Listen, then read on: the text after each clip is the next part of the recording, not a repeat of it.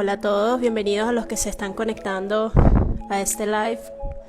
Estamos iniciando la semana con mucha motivación, con mucho liderazgo. Ya le voy a dar acceso a Sergio para que lo conozcan. Hola María, Hola ¿cómo Sergio, estás? ¿cómo estás?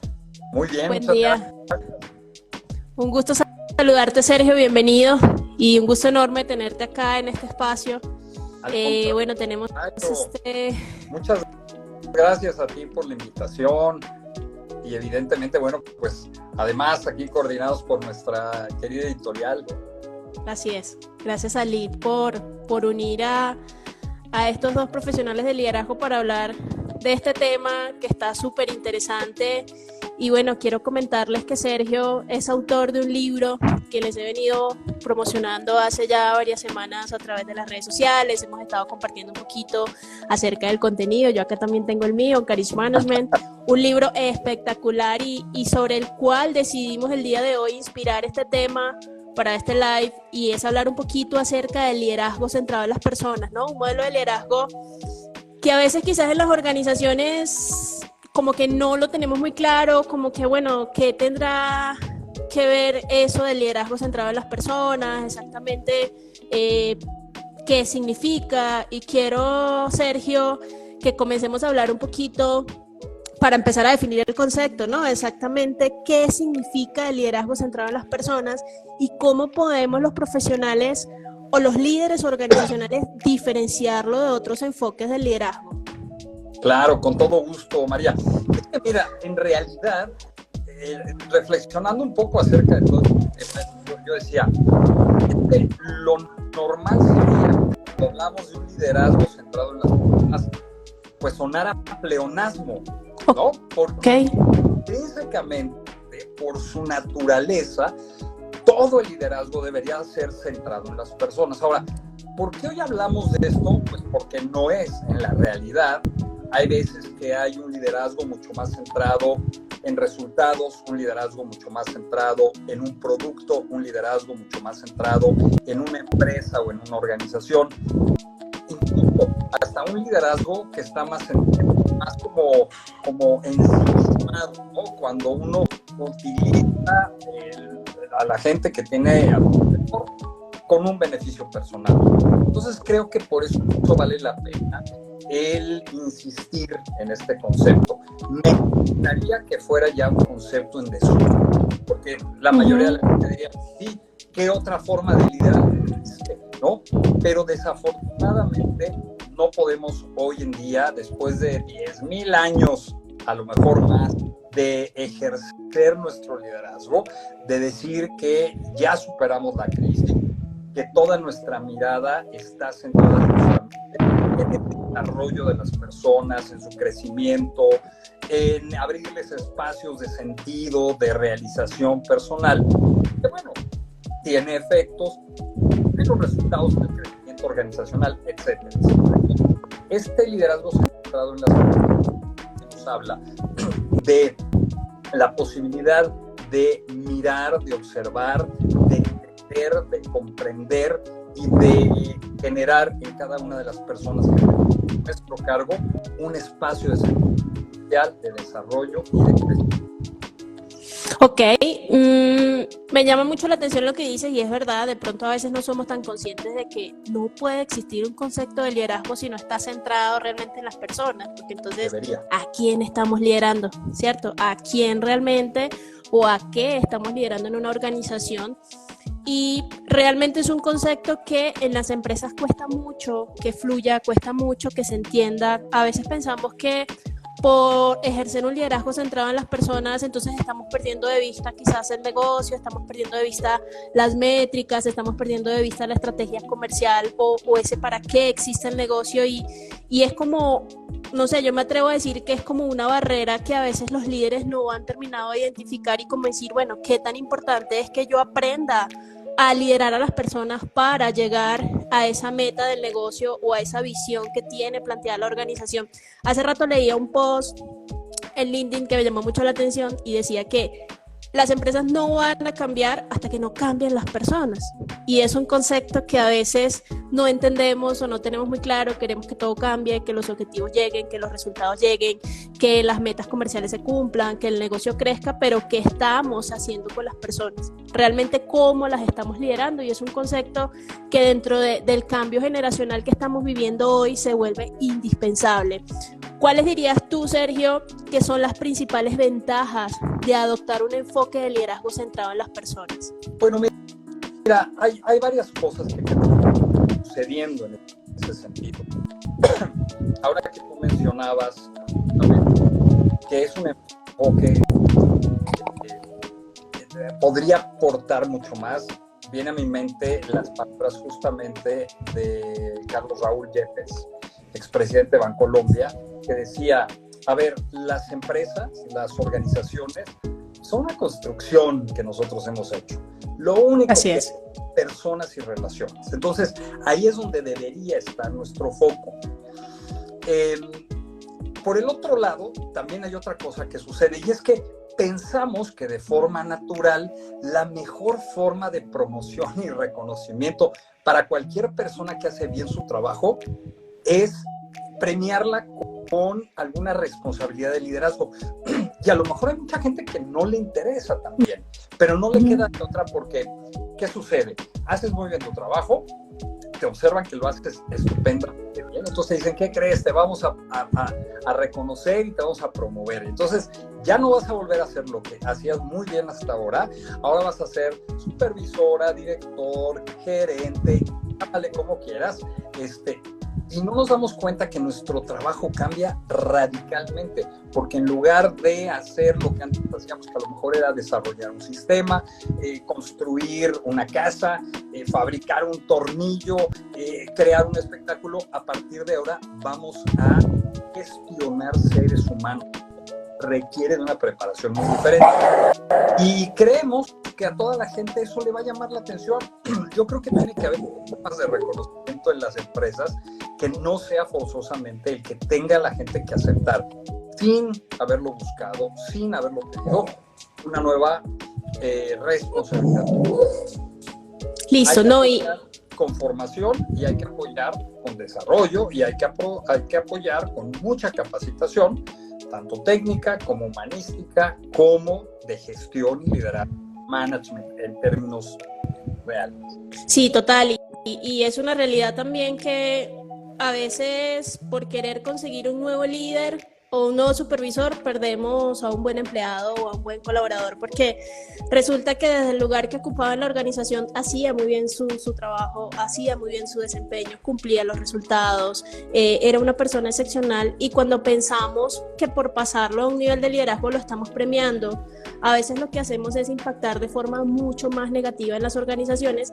Y esto pasa, también lo he vivido y lo he identificado, que pasa también cuando las organizaciones no tienen una cultura de liderazgo, cuando no viven una cultura de liderazgo.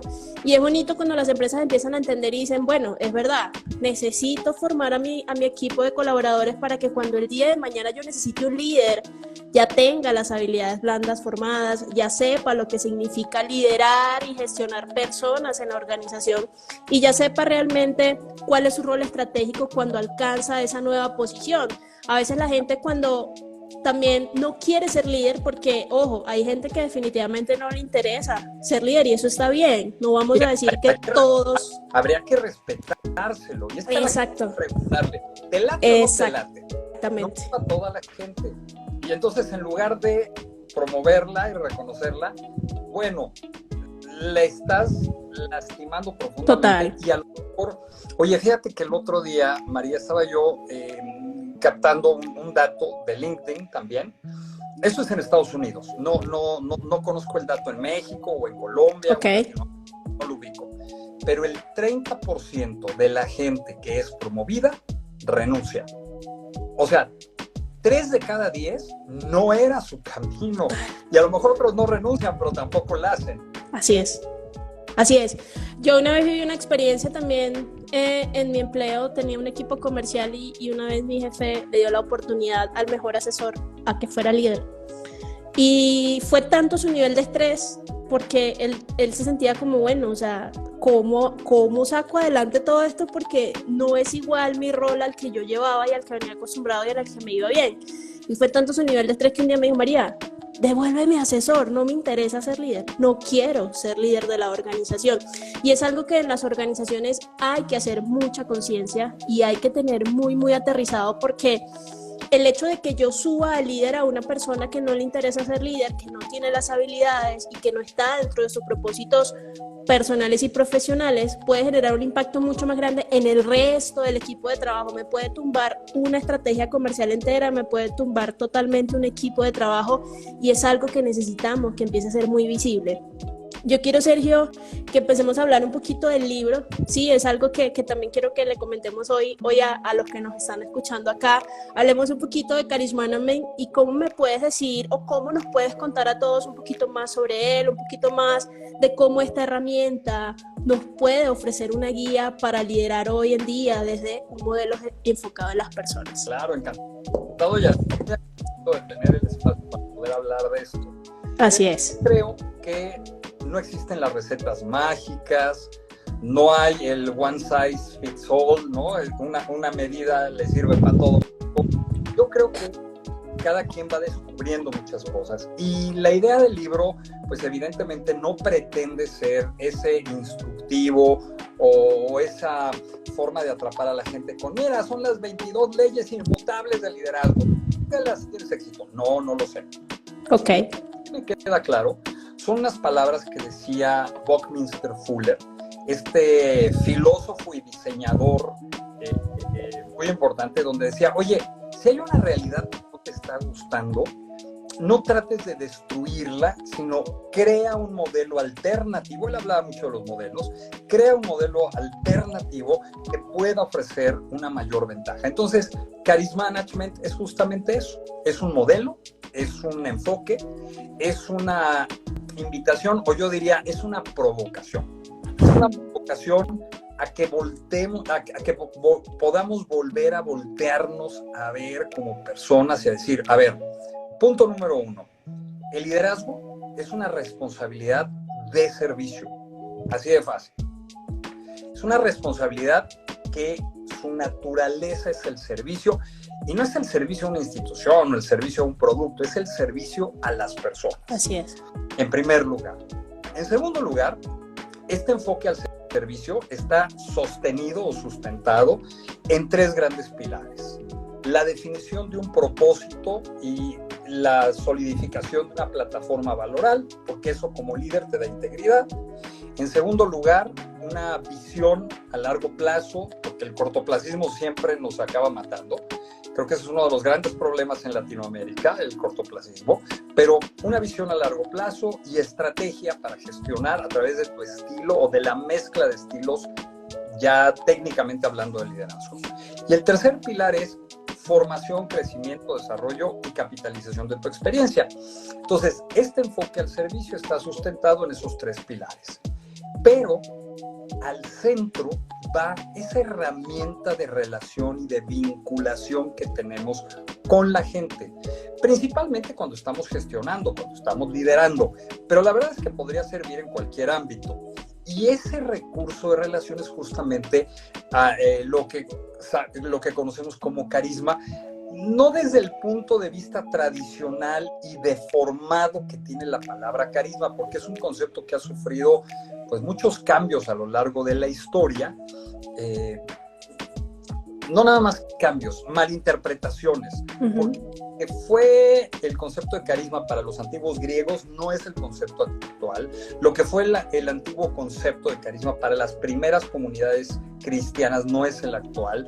Lo que significaba carisma para Max Weber, este sociólogo alemán que decía, pues es el mayor recurso de los políticos, no es lo que conocemos ahora. Ahora la gente pues como que empezó a decir, oye, pues es que carisma es un sinónimo de simpatía, agradabilidad, popularidad, una gran influencia en redes sociales, un impacto mediático. Y entonces cuando creemos que alguien canta bien, o alguien actúa bien, o es guapa o guapo, pues decimos que es carismático, y no tiene nada que ver con eso.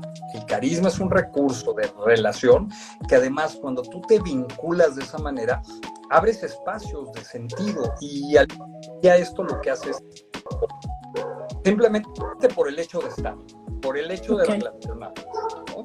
Esa es básicamente la propuesta de este liderazgo centrado en las personas que menciona en el libro, y obviamente después de eso, pues empiezo a decir, oye, vamos a entender letra por letra qué significa carisma.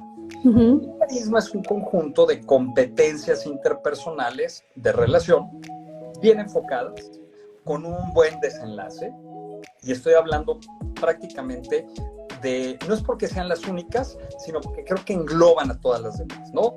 Por una parte, conciencia, ser consciente en el presente, en saber ubicarte, ¿no? ¿Quién eres? ¿Cómo eres? ¿Qué sientes? ¿Qué piensas? Y también el impacto que estás teniendo hacia los demás. Eso es la primera competencia. La segunda es la afirmatividad o asertividad como un estilo de comunicación claro, directo, honesto y muy respetuoso. En tercer lugar, la reciprocidad, que es ese salto a atender necesidades de los demás. Por eso hablo yo mucho de esta dimensión de servicio, que para mí es muy importante, ¿no? Pero es eso, a ver, no voy a esperar nada a cambio, te doy. ¿Qué necesitas? ¿Cómo te puedo aportar? ¿Cómo te puedo colaborar? Oye, ahí en Colombia usan mucho esta frase. ¿Cómo le colaboro? ¿Cómo te puedo colaborar? Claro, ¿cómo le puedo colaborar? Me encanta, ¿eh? La adopté desde un principio. Súper. Eso es justamente. La cuarta competencia es la inclusión. Como esta, no nada más es la inclusión de personas con distintas capacidades o cuestiones de género, va más allá, ¿eh? Va más allá diciendo, a ver, tú, María, y yo somos diferentes. De entrada, nuestro cableado neuronal es totalmente diferente. ¿Cómo nos podemos llegar a entender, ¿no? Y a generar un efecto sinérgico? Esa es la inclusión. El quinto es la sociointeligencia, como esta forma inteligente para colaborar, para crear equipo, para apoyarnos. El sexto es esta mente abundante o generosa. Yo te diría lo siguiente, no hay generosidad si no me considero abundante. Yo no puedo ser generoso de tiempo, confianza, disposición, tolerancia, paciencia, recursos incluso, si no siento que soy abundante en todos esos aspectos. Y el último es el aprendizaje permanente, porque no lo sé todo y porque tengo que seguir haciendo todos los días. Entonces, cuando yo mezclo estas competencias, así como en una licuadora, en una batidora, y hago mi fórmula particular, ese es mi carisma. Súper. Justamente. Y bueno, me decías, ¿de qué va el libro? Bueno, pues va de todo eso, platico de todo eso, doy muchos ejemplos que tienen que ver con cada una de estas competencias y al final sugiero cómo las podemos ir desarrollando. Ok, sí. Realmente es una herramienta, yo la defino como una herramienta muy innovadora para poder liderar los equipos de hoy y algo que me llamó mucho la atención del libro y que es una realidad que a veces desde el propio crecimiento personal de los líderes no lo tenemos muy consciente, y es cómo el líder también debe trabajar mucho en su confianza personal y cómo a través de esa confianza personal puedo relacionarme de forma inteligente y tener unas relaciones interpersonales sólidas con otros. Parte de lo que yo también promulgo mucho desde el liderazgo es que el líder necesita involucramiento. Yo creo que un líder que no se involucra con otros, un líder que pasa desapercibido, que es un líder ajeno, difícilmente va a poder influir positivamente en un equipo de trabajo y difícilmente va a poder liderar desde lo que significa gestionar a las personas. Yo quiero, Sergio, que nos cuentes también algún consejo, alguna estrategia clave que tú consideras que desde el libro los líderes podemos empezar a aplicar en nuestros roles organizacionales. Claro, con todo gusto. Oye, ahorita con respecto a lo que mencionabas, las neurociencias, las disciplinas vinculadas al desarrollo de la neurocognición, hoy dicen, a ver, quítense ya mitos. Así es. Nadie nace con la capacidad para influir a las demás personas. Eso no existe. Entonces, tienes que ir haciendo, tienes que ir desarrollando, ¿no?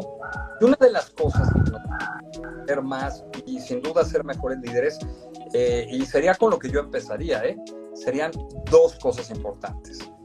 revelación, algo que yo le llamo la autorrevelación, es decir, quitémonos estas imaginaciones de nuestra cabeza de cómo somos y metámonos a descubrir cómo somos. Entonces uno puede revelarse mucha información de muchas maneras. A lo mejor reflexionas todos los días, a lo mejor meditas, a lo mejor, qué sé yo, una terapia. Todo eso te va a ayudar a la autorrevelación. Uh-huh. Y la segunda, recibir retroalimentación. Abrirte a la retroalimentación. Abrirnos, eso es. Como líder, o sea, porque muchas veces uno cree que como líder, el liderazgo es quien debe de retroalimentar a toda la gente, y a ti quien te retroalimenta, ¿no? Y muchas veces pierdes ese foco justamente porque estas dos cosas nos están dando. Entonces, ¿cómo puedo revelarme yo mismo información y dejarme retroalimentar? Eso, de entrada, te diría, pues ahí hay dos herramientas importantes, muchas más, porque cada competencia interpersonal evidentemente tiene muchas más herramientas. Ok. Para ti, Sergio, ¿cuál consideras que puede ser o que es la mayor o la cualidad más importante que debe tener un líder en los entornos organizacionales que vivimos hoy? Mira, yo creo que, bueno, te diría que hay varios. O sea, si te digo uno solo, voy a estar como pecando, ensalzar uno mucho y otro. Pero si tú me dices hoy por hoy, ¿cuál? Yo te diría que uno importantísimo es la sociointeligencia. Ok. ¿Por qué? Porque la sociointeligencia es una invitación, uno, a leer ¿no? Es abrir el radar social, y no toda la gente abre el radar social. Entonces, esa es la primera parte de la sociointeligencia. Presencia. Fíjate, hoy en la mañana, yo todos los lunes doy una materia en una maestría y llevo 18 años dando esta materia, 18 años. He tenido gente en la dirección de la maestría, en la coordinación, y gente que me coordina, porque yo doy la clase. Pero el día de hoy, que empecé, recibo a las 6:30, que aquí en México 6:30 es recibo a las 6:30 un mensaje muy lindo de mi nueva coordinadora. Ella es nueva, donde me dice: te deseo mucho éxito en el de tu trimestre, ya sabes que yo estoy aquí para apoyarte en lo que necesites. Nunca había recibido un mensaje así. Okay. Lo interpreto porque sabían que yo no iba a fallar, que iba a estar aquí. Pero esta coordinadora tuvo la sensibilidad de conectarse, estar conmigo hoy por la mañana, y hace fue wow. O sea, bueno, esa presencia es la sociedad, ¿no? Entonces, abrir el radar social, autenticidad, claridad, y algo importante que es el quinto componente de la inteligencia, la empatía. Se habla de que la empatía es, sobre todo en la pandemia se hablaba, es que la empatía es una habilidad de estar en los líderes en pandemia, ¿no? Y yo digo, no, espérame, es que lo primero que hay que hacer es desarrollar la sociointeligencia, porque si no desarrollas la sociointeligencia, ¿cómo desarrollas la empatía? Es un efecto de la sociointeligencia. Entonces, así es. Yo te diría y no me quedo tan corto, te diría, pues de una vez hay que desarrollar todas, ¿para qué nos quedamos con una? Pero bueno, vamos a empezar por ella. Ok. Con la que yo abriría siempre, y siempre lo menciono, es la primera parte que hay que trabajar es la conciencia, porque la conciencia es la puerta de entrada, ¿no? Es la puertica de entrada, la conciencia. Pero si hoy hubiera una que dijera, Sergio, ¿te tiempo de una? Te diría. Uh-huh. Sergio, ahorita que mencionaste la empatía, quisiera compartir contigo una anécdota que vivo mucho en mi escuela de líderes, y es que muchas veces los líderes tienen la duda o tienen la gran confusión de mezclar empatía con flexibilidad. Hay algunos líderes que piensan, María, es que si dejo de ser flexible, mi empatía no va a funcionar, entonces normalmente cuando los líderes no tienen la claridad de esto, es donde el exceso de flexibilidad los termina absorbiendo y se pierden totalmente todos los estilos de liderazgo que podamos ejercer en una estrategia empresarial. Yo quisiera que me cuentes desde tu experiencia, para ti, empatía versus flexibilidad, cómo lo manejas y qué nos recomiendas para que sea algo equilibrado dentro de los estilos de liderazgo que ejercemos hoy. Claro. Mira, evidentemente empatía y flexibilidad no son sinónimos. Así es. Dos etapas, incluso dos etapas muy distintas. Primero viene la empatía y luego vendrá la flexibilidad, hasta donde sea benéfico Así para es. la persona, para la responsabilidad y para la organización. El otro día, el jueves pasado, me hacía la misma pregunta una cliente que tengo, aquí estoy asesorando, y me decía que había tenido un tema, porque cuando ella le decía a la gente, es que de verdad entiendo tal, la otra persona le decía, no me entiendes porque va a haber una consecuencia. Y entonces yo le decía, claro que va a haber una consecuencia, pero puede ser altamente empática o empática. Así es. Y puede ser flexible y no terminar concediendo lo que la otra persona quiere hacer, porque también hay que ser inteligente. Esta sociedad también te lleva a detectar cuando hay mecanismos de manipulación. También así es. existe. Ya, no todo es parte, o sea, no siempre es cosa del líder, ¿eh? Muchas veces hay muchos mecanismos de manipulación por parte de toda la gente. Entonces, yo le decía lo siguiente, a ver, lo primero es mucha claridad y siempre tiene que haber una consecuencia. La consecuencia tiene que ser clara y tiene que ser consistente. No hay más. Así es, así es. Arranca verbalizando justamente cómo observas la experiencia emocional del sin ser la otra persona, porque no eres la otra, pero cómo observas la experiencia emocional de la otra persona, ¿no? ¿Cómo la observas? Oye, comprendo perfectamente esta situación, esto te debe estar haciendo sentir te debe estar a sentir presionada, prestada, lo entiendo. Y si yo fuera tú, seguramente me sentiría de la misma manera. Exacto. Sin embargo, fueron las condiciones y estas no se pueden flexibilizar. Dime de qué otra forma consideras que te puedo apoyar. Uh-huh. Entonces, como que con esa forma diría que hay empatía, pero hay consistencia. Porque así es. La empatía no te lleva a romper límites siempre.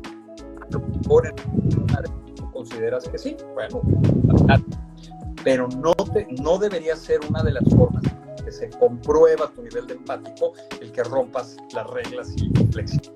Uh-huh, uh-huh. Y esto, Sergio, es una barrera bastante grande hoy en las personas y en los líderes. Y de pronto, ¿qué le recomiendas a esos líderes que les cuesta colocar ese límite de exceso de flexibilidad? ¿Qué les recomiendas para decir, bueno, sé que debo frenar acá porque ya si sigo siendo flexible se me va a salir de las manos o se me va a salir de la gestión que estoy llevando y no voy a llegar a los objetivos? Pero muchas veces los líderes cuando no se atreven a poner ese límite es algo que llevan muy adentro, como una sensación de culpa, de miedos, como de qué va a pensar la otra persona si yo ahora empiezo a ser muy exigente y no lo dejo sentirse bien. ¿Qué les recomiendas a los líderes para tener ese equilibrio con la flexibilidad sin dejar de ser empáticos, evidentemente? Sí. Mira, hay ciertas nuestro alcance y bajo nuestro control. Hay variables que están bajo nuestro control y hay variables que nunca van a estar. Así es. Creo que si uno desarrolla su nivel de conciencia para entender que está yendo hacia afuera con la otra persona. Dos, el nivel de asertividad para ser bien claro y concreto en el terreno de establecer límites, establecer una consecuencia, pero establecer un lenguaje de aceptación. Ok. Tercero, una inteligencia social o sociológica que te permita comprender lo que está diciendo la persona En ese sentido, si cumples por lo menos con estos componentes, por lo menos, yo te diría que lo que estés decidiendo, pues, ahora, que la otra no le va a gustar, te va a sentir, claro, pero eso está fuera de tu alcance. Así es. También llega un momento en que dices, está perfecto, pero yo no puedo garantizar que lo que yo estoy decidiendo va a que tú te sientas bien, expectativa que a lo mejor tú tienes. Me lo comentaba también y me decía, bueno, es que esta persona, ya van, sí, creo que 4 o 5 meses, no me acuerdo, 4 o 5 meses, con revisiones periódicas, en donde cumple algo y no lo cumple. Entonces le digo, a ver, no le estás haciendo ningún bien, ¿eh? Así es. Tiene que haber una consecuencia, y la consecuencia no es que no seas flexible, la consecuencia no es que seas mala onda, la consecuencia le va a ayudar a esa persona en lo que está haciendo, en los resultados. Hay un tema de ciencia, y por ahí también lo mencioné, en donde va a haber parte de tu nivel de conciencia tiene que ver con que los resultados que obtienes o que no obtienes son justamente una consecuencia de tus acciones. Así es. De tu nivel de conciencia. Si no eres consciente de las acciones que se requieren para obtener resultados, y la persona que no los obtiene a veces dice, es que yo hice todo lo que estaba en mis manos, es que yo le eché ganitas, es que el problema es mi jefe, mi papá, el sacerdote, el maestro, el gobierno, el presidente, todo. Falta de conciencia. Entonces, hay que educar a la gente en ese terreno, pues a veces no es fácil, ¿no? Obvio. No, es un tema muy, muy de las personas y muy, como lo acabas de mencionar, de los niveles de conciencia que tengamos cada uno de los líderes, y esto que mencionas muchas veces de que el resultado no llega, y cuando uno va a abordar el líder, bueno, ¿y qué has hecho?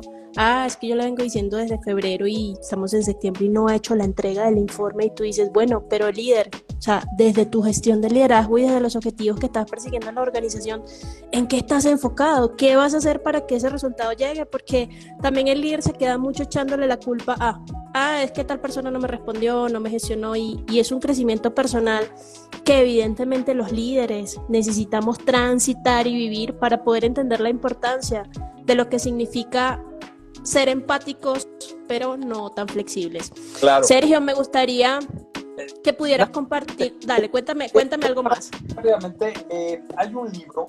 Ok. Acá. Hay un libro que acabo de leer hace poco, ¿no? Es un buen libro, okay. ¿no? A lo mejor no es que diga yo es la Biblia, ¿no? Es el libro de Kim Scott y se llama Sinceridad Radical. Está en inglés. Ok, súper. Pero entonces una de las cosas que decía es, a ver, no nos confundamos.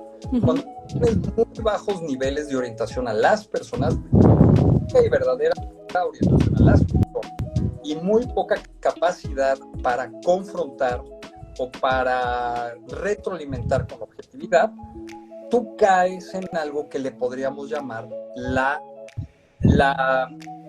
falsedad manipulativa. Entonces, cuando después de 4 o 5 meses ves que alguien no está alcanzando los resultados, no está siendo empático, no está siendo empática, está simplemente evadiendo y siendo falso en términos de la sinceridad. Y al final ya sabes lo que va a pasar, la otra persona paga de ti. No, y algo que me viene a la memoria ahorita y me hace mucho sentido, Sergio, creo que cuando somos tan flexibles o le permitimos tanto a las personas, habla más de la comodidad del líder y de la propia carencia que tengo yo desde mi crecimiento personal como líder que del otro, porque al final un equipo de trabajo, el rendimiento de un colaborador, yo siempre digo que es espejo del líder, es espejo de cómo el líder gestiona sus propios procesos y cómo gestiona a la gente que tiene a cargo. Entonces creo que esto habla mucho más de mí como líder que de el otro como colaborador o de esa persona que no cumple con los requisitos o con las exigencias que yo le solicito. Claro, mira, hay ocasiones, y también ya estoy haciendo un libro, pero yo les hablo que una de las cuestiones de estrategia de este liderazgo centrado en las personas es entender los estilos de liderazgo. Así es. Que todos los estilos son válidos, todos, y necesarios. Pues está en el estilo, está en cuándo lo utilizas y con quién lo utilizas. Uh-huh. Y hay lo que es directivo. Lo que pasa es que hoy en día es que no podemos ser líderes directivos porque eso coarta, no es cierto. No. Cuando la persona no sabe, cuando la persona es nueva, cuando la persona no puede, hay que ser más directivo. No quiere decir ni grosero, ni agresivo, ni nada. Es directivo. Te digo, ok, ¿cómo? No hacerlo es una irresponsabilidad. Pero del otro lado, si mi equipo si sabe, si conoce, y yo quiero seguir siendo directivo, lo voy a quemar. De estilos de liderazgo son hábilmente puede permitir esta fórmula acertada de poder gestionar con mucho mayor éxito. Así es, me encanta, totalmente de acuerdo. Sergio, bueno, yo creo que ya el tiempo se nos está acercando ya como para el cierre. Yo quisiera que nos pudieras compartir alguna anécdota o alguna experiencia personal que haya sido especialmente significativa para ti al momento de llevarnos a entender mucho el liderazgo desde el enfoque del carisma. Mira, no digo que sea. A ver, este libro es el resultado de, bueno, este es la edición mexicana. Me encanta. Ok. Ya iba a preguntar que por qué el mío era amarillo y el otro era azul. Este salió en México, Colombia, pero es la misma editorial. Listo. El prólogo sí lo hicieron dos personas distintas, pero es lo mismo. Pero te voy a decir, yo creo en cada palabra que expreso. Quise proyectar, pues, lo que considero me funcionó, y por supuesto que además traté de ser muy analítico y muy responsable.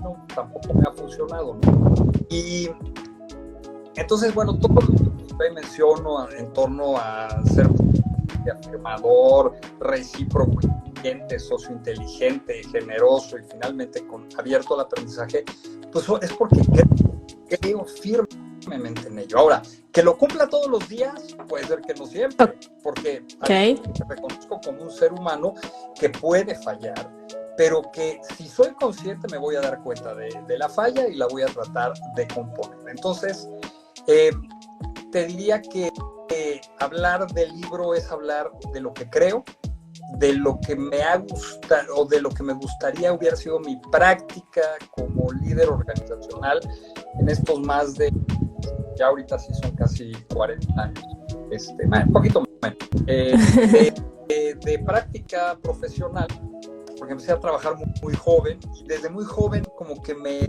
asignaron responsabilidades de liderazgo. Entonces, más allá de decirte una anécdota en particular, te diría, yo trato de emplear el modelo. El modelo completo trae descriptores no solo de las competencias, sino cómo se comporta una persona o un líder que desarrolla este carisma, cómo se podría comportar el equipo, cómo se podría comportar la organización, ¿no? Ok. Entonces, bueno, pues, más allá de una anécdota, yo te compartiría que es lo que quiero vivir todos los días. Ok, súper, Sergio, te agradezco mucho el espacio y la conversación, súper nutritiva.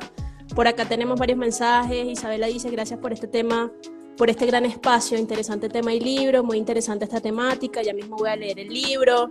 Y por arriba nos decía Asesor Contreras, excelentes recomendaciones, la empatía es un elemento clave para que los líderes aborden a su equipo.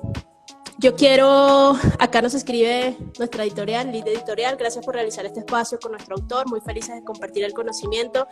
El gusto es mío enormemente de conocerte, Sergio, y de poder hablar mucho de tu libro, y yo quiero invitarlos a que si están en Colombia y quieren adquirir el libro y comprarlo y empezar a leerlo desde ya, lo pueden adquirir a través de la página web de Lead Editorial Colombia, y con mi código, tienen un código especial que se llama María Lead, ahí se los escribí en el chat del live.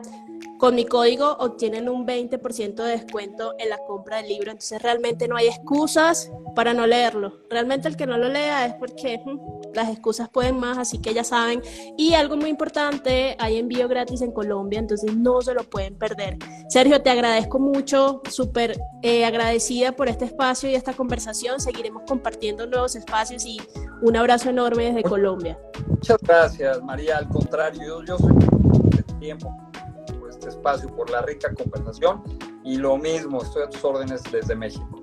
Claro que sí, un abrazote y feliz semana para todos. Feliz semana, Sergio. Igualmente, chao. Chao.